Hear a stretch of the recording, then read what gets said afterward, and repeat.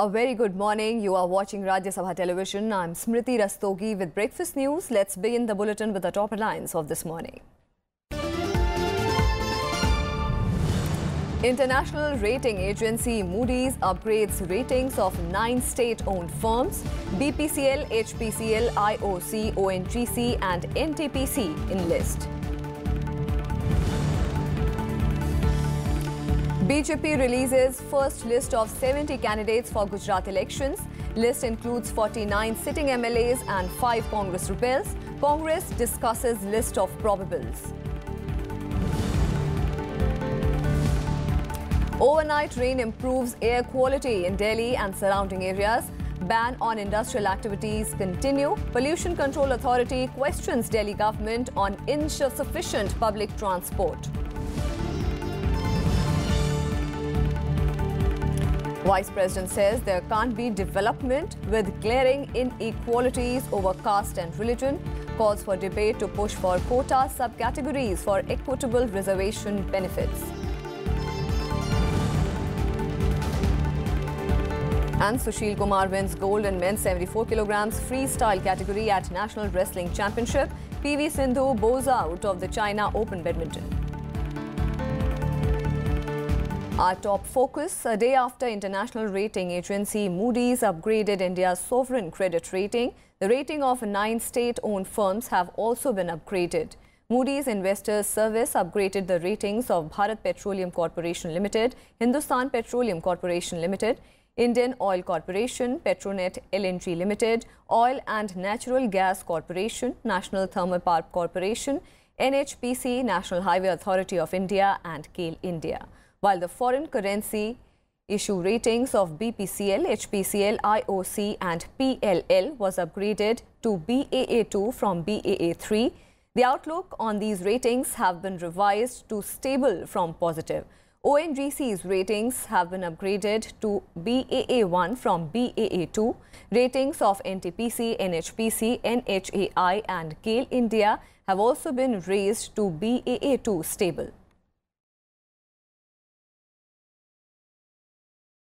International rating agency Moodys upgraded India's credit rating from BAA3 to BAA2. The agency has also changed India's outlook from positive to stable.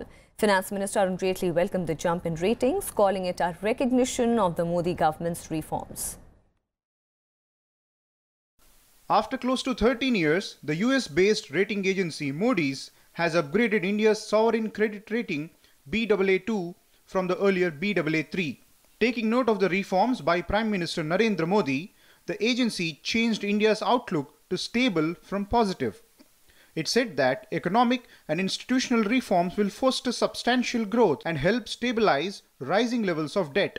Praising the goods and service tax regime and demonetization, it said that these reforms will promote productivity by removing barriers in interstate trade, improvements to the monetary policy framework, measures to address the overhang of non-performing loans in the banking system, and those like demonetization, the Aadhaar system of biometric accounts, and targeted delivery of benefits through the direct benefit transfer system are intended to reduce informality in the economy.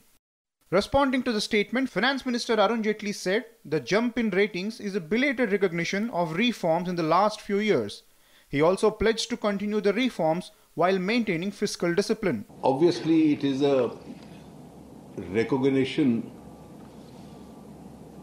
and an endorsement of the reform process which has gone on in India, particularly in the last 3 to 4 years, where a number of structural reforms have taken place. Policy panel Niti Aayog said the new rating will reinstill confidence of foreign investors in Indian economy. Chief Economic Advisor in the Finance Ministry, Arvind Subramanian, said the new rating was long overdue. He also hoped other agencies will follow suit. I think we also need to keep all these things in perspective. I think the government is going to do what it has to do on the domestic front, employment growth, economic growth, reviving investment and so on. And as for what the other investment ratings agencies will do, I had said that the rating agencies were not being consistent between India and China. Let's hope they're not inconsistent amongst each other. Moodys is expecting India's GDP growth to moderate to 6.7% in the fiscal year ending in March 2018 and improve further to 7.5% in the next fiscal. It also said that in the long term, India's growth potential is significantly higher than most of the BAA rated nations. Bureau Report, Rajya Sabha TV. And Moody's credit ratings have come after another US-based think tank, Pew Research Center, said that Prime Minister Modi's approval ratings among Indians has increased continuously.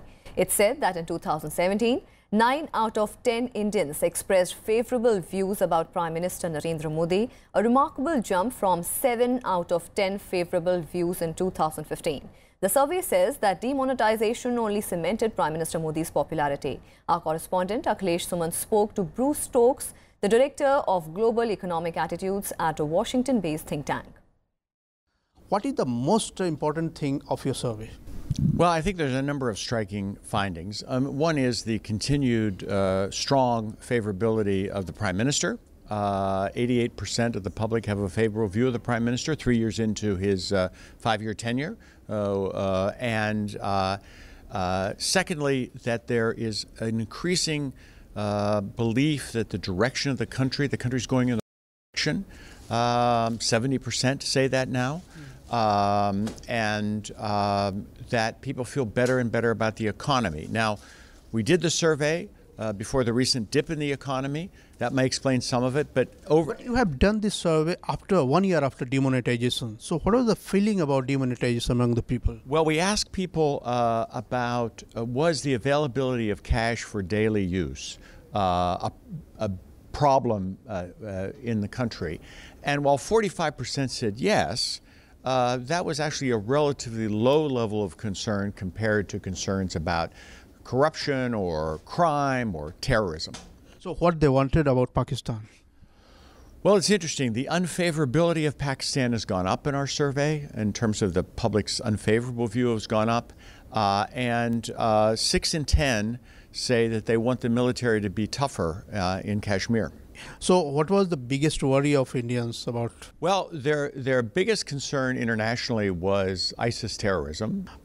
You think that this survey was enough because people are saying that sample size was very small? Well, that's a good question. We are very proud of our methodology. We think that, contrary to what might think, you don't need to have a big sample size to get an accurate survey. What you need is the right methodology. Prime Minister Narendra Modi reviewed the progress of key infrastructure sectors on Friday. The Prime Minister directed officials to ensure efficient and stringent monitoring of construction of rural roads. Key sectors including roads, railways and airports were reviewed at the meeting. The Prime Minister also directed use of new technologies in road construction. He asked the Niti Aayog to examine global standards of technology in the sector and its feasibility. The Prime Minister called for a consolidated approach to existing projects and their completion within strict timeline. He also called for a detailed analysis of the complaints received from the Meri Sadak app. Sectors like coal, power, housing were also reviewed in the meeting. The Prime Minister called for infusing technology inputs in underground mining and coal gasification. Defence Minister Nirmala Sitharaman has rejected Congress allegations on the procurement deal of 36 Rafale fighter jets. Terming the allegations shameful, the Defence Minister said that the deal was finalised following a transparent procedure. Calling the bickering over the deal as disservice to the armed forces, she also cited the urgent requirement of the Indian Air Force as a main reason for sealing the deal. She said that Congress, while in power, sat on the plan to buy jets for 10 years. The comments came a day after Congress Vice President Rahul Gandhi accused Prime Minister Narendra Modi of having changed the entire Rafale fighter plane deal to help the businessmen. The Congress has alleged that there was a scam in the procurement of the 36 fighter jets from France. Earlier, Chief of the Air Staff, Air Chief Marshal B.S. Dhanoa also rejected the allegations and said that government had struck a good deal. Reacting to the Defence Minister, the Congress has said that she was misleading the nation. So for an intergovernment agreement, which is, as I said, allowed by procedure, and for the 5 rounds of discussions which got reported to the Cabinet Committee on Security, post which the approval of the CCS was obtained, post which the agreement was done in full public view with the 2 defense ministers of France and India being there, has been done. Absolutely no procedure has been violated. Vice President M. Venkaiah Naidu released a book titled Social Exclusion and Justice in India, authored by P.S. Krishnan, at an event in the national capital on Friday. Addressing the event, he said that India can't become a developed country until there are glaring inequalities based on caste, creed, religion and sex. He added that only through the empowerment of the Dalits, Adivasis and the most backward caste can India progress optimally. He suggested that communities enjoying reservation should be divided into subcategories for a more equitable distribution of reservation benefits. Praising the book, Naidu said that book is not only a piece of analytical research and synthesis, but also one that provides practical insights into how the constitutional provisions have been translated into legislations and other programmatic interventions. The Union Minister for Social Justice and Empowerment, Thawar Chand Gehlot, and other dignitaries were also present at the event. The time has come. You should not touch reservation at all. Whatever quota is given to those communities, it should remain. And according to the increase of their population, it should also increase. That's very clear. But within that reservation, every community, caste, subcaste, subtribe, they should also get their share. That is the issue now. It cannot be done overnight. I do agree. It requires manthan. On to some more news. The BJP released its first list of 70 candidates for the Gujarat elections. The list includes 49 sitting MLAs and 5 Congress rebels. 16 fresh faces have also been included. Chief Minister Vijay Bhai Rupani was named as the party candidate from Rajkot West, while Deputy Chief Minister Nitin Bhai Patel will contest from Mehsana. State Party President Jeetubai Wagani was given a ticket from Bhavnagar West. Of the 70 names, 17 are Patels, 18 OBCs, 3 SCs and 11 STs. The names were finalized by BJP's Central Election Committee, which met on Wednesday, chaired by BJP National President Amit Shah. The meeting was attended by Prime Minister Narendra Modi, Home Minister Rajnath Singh and Minister of External Affairs Sushma Swaraj. Elections for 182-member Gujarat Assembly will be held in 2 phases on December 9th and 14th. Congress has said it will declare its candidates for the Gujarat elections in a day or 2. The announcement was made by Ashok Gehlot after top party leaders discussed possible candidates at the Central Election Committee on Friday. Gehlot also said that the party is in discussions with the JDU faction led by Sharad Yadav and the Nationalist Congress Party and is yet to take a call on the seat-sharing arrangements with its alliance partners. The meeting in Delhi was chaired by Congress President Sonia Gandhi.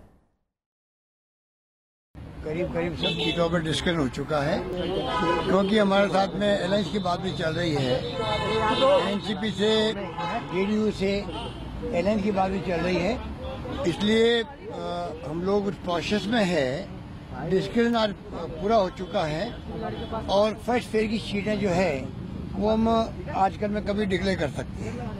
And with that, time for a very short break. More news and updates on the other side. Stay with us.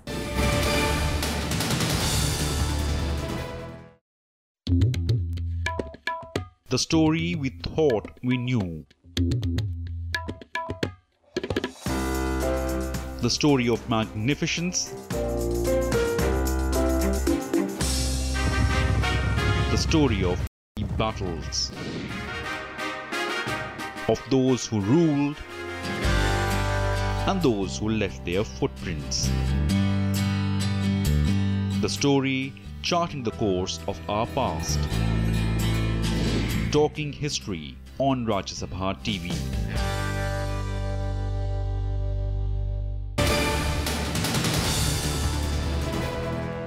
Welcome back. Shahs in Delhi and surrounding areas improved air quality levels. Air quality in Delhi remained outside the severe plus category for the 4th day on Friday. Lieutenant Governor Anil Baijal, in a pollution review meeting, said that ban on the use of generator sets and prohibition on open burning of garbage will continue in Delhi to keep a check on the pollution levels. Increased frequency of metro and mechanical sweeping of Delhi's roads will also continue until further notice.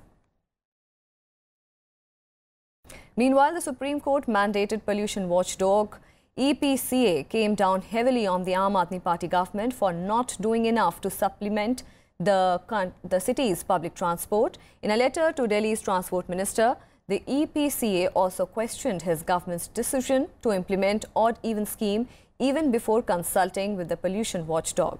EPCA also asked Delhi government to advise other cities in the National Capital Region to implement the odd-even scheme.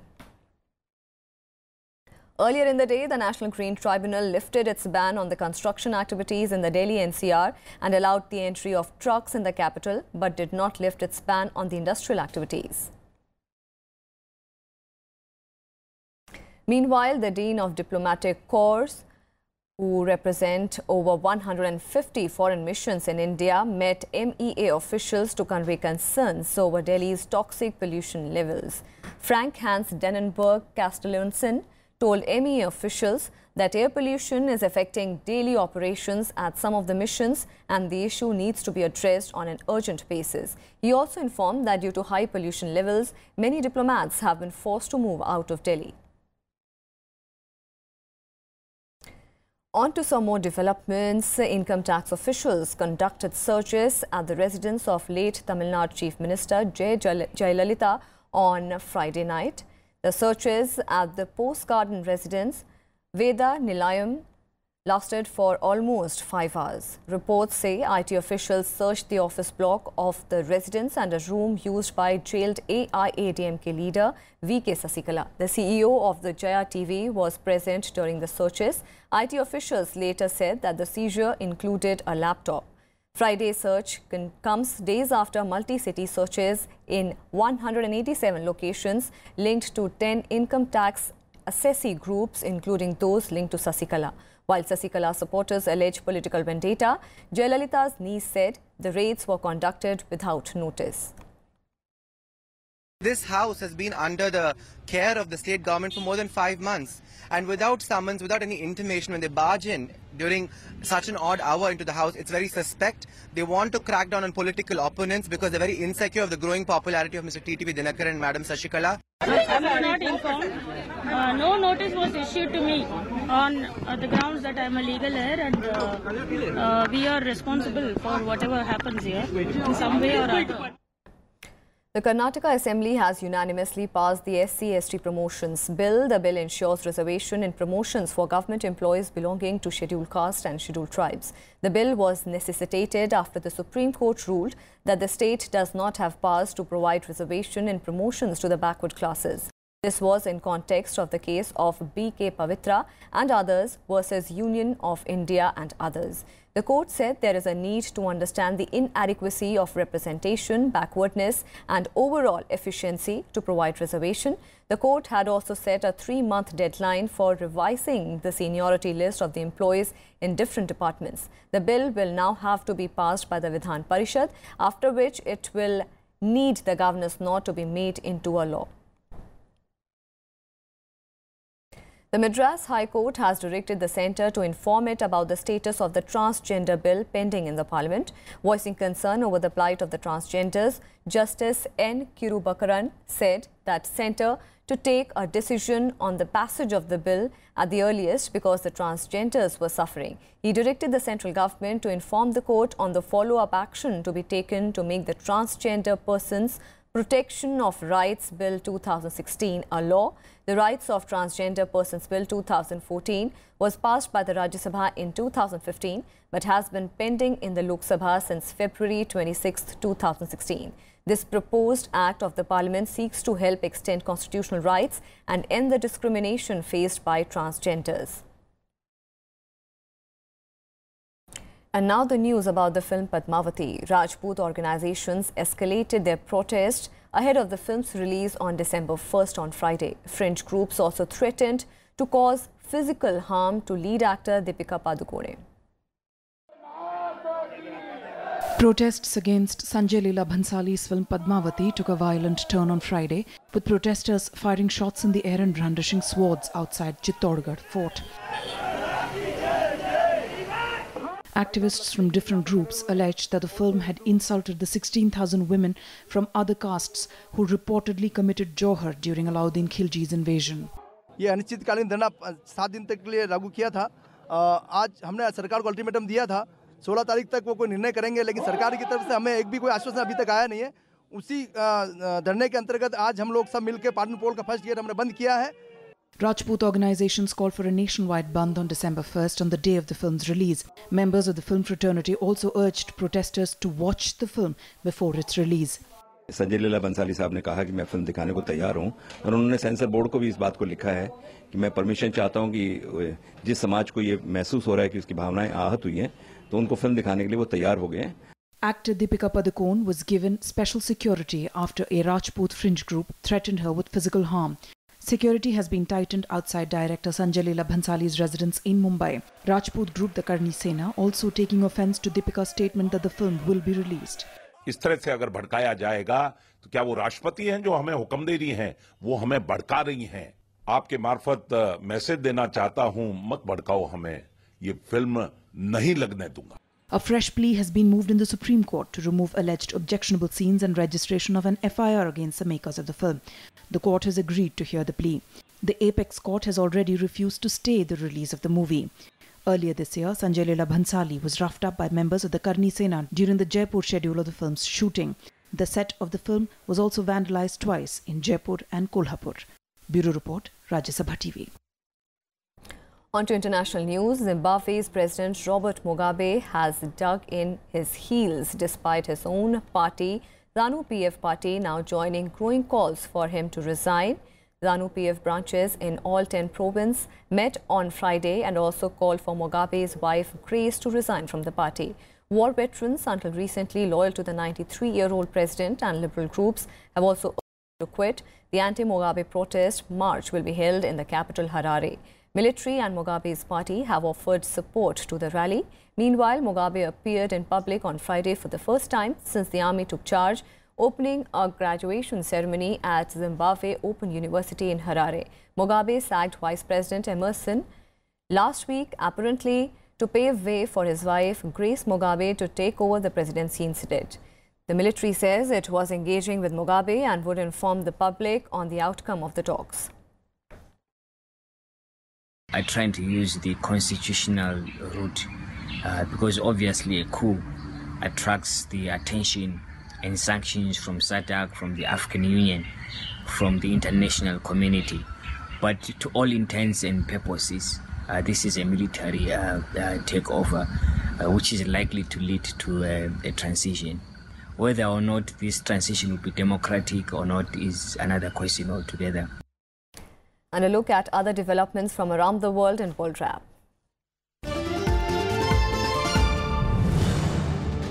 President Donald Trump's daughter and advisor Ivanka Trump will lead a U.S. contingent to a global entrepreneurship summit in India this week. The Global Entrepreneurship Summit in Hyderabad will be co-hosted by India and the U.S. It will be attended by 1,500 entrepreneurs from 170 countries. The theme of the summit is Women First, Prosperity for All, and it will be deliberating on supporting women entrepreneurs and fostering economic growth globally. Russia has cast a second veto to block a UN Security Council resolution that would have extended an international inquiry into the chemical weapons attack in Syria. Russia rejected a Japanese-drafted UNSC resolution to extend the probe by 1 month to determine who is to be blamed for the chemical weapons attack. On Thursday, Russia had blocked a US written draft for the same. It is the 11th time Moscow has used its veto power in support of its ally since the conflict began. Western nations condemned the move.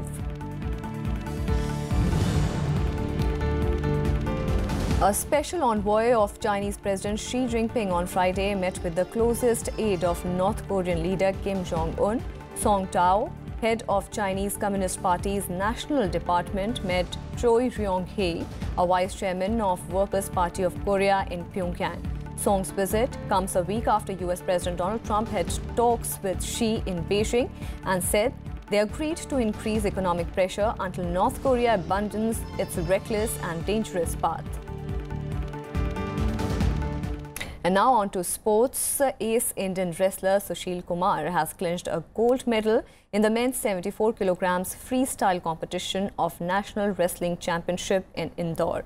Two-time Olympic medalist Sushil has fought only 2 of his initial round before 3 of his opponents in the quarterfinal, semi-final and final, while in women's wrestling, Olympic medal winner Sakshi Malik and Geeta Phogat have bagged gold medals. India resumed their first innings against Sri Lanka in the first test being played in Kolkata. They are now 121 for a loss of 6 wickets. For India, batsmen Ridhiman Chahar and Ravindra Jadeja are at the crease. The play was called off on Friday due to rain. Ace Indian badminton player PV Sindhu has bowed out of the ongoing China Open Super Series badminton. World number 2 shuttler Sindhu loses to Chinese Gao Fengjie of the quarterfinals. Fengjie beat Sindhu 21-11, 21-10. With this defeat, India's campaign to the China Open has ended. And ace Indian tennis player Yuki Bambri will clash with Ramkumar Ramanathan in the men's singles final at the ATP Challenger in Pune today. Third-seeded Yuki beat second-seed Spaniard Adrian Menendez 6-2, 6-4 in the first semi-final on Friday, while in another match, fourth-seeded Ramkumar Ramanathan won an all-Indian semi-finals against Saket Maineni 6-3, 6-2. And a look at other sports stories in Sports Wrap. Indian boxer Mary Kom on Friday met Prime Minister Narendra Modi in New Delhi. Kom has recently won a gold medal at the Asian Boxing Championship in Vietnam. In a tweet, Prime Minister said that he is delighted to meet the boxer and Rajya Sabha member Mary Kom.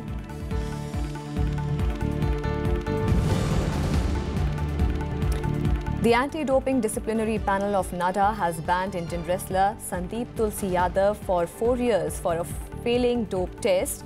Yadav had failed the test last year. Yadav had been the roommate of the wrestler Narsingh Yadav. Narsingh was also ousted from the Olympics last year and handed a 4-year ban.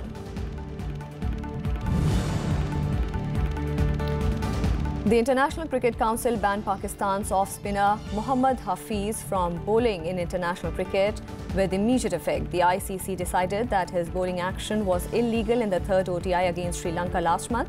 It added that majority of his deliveries exceeded the 15-degree level of tolerance permitted. And the India International Trade Fair opens for general public from today with free entry for senior citizens and differently abled persons. Tickets can either be bought online or at any metro station in Delhi apart from Pragati Maidan. The daily number of visitors has been capped at 60,000. The fair is being organized at Pragati Maidan in Delhi by India Trade Promotion Organization under the Commerce Ministry. The fair closes on November 27th. And that's all we have for you in this edition of Breakfast News. Keep watching Rajya Sabha Television.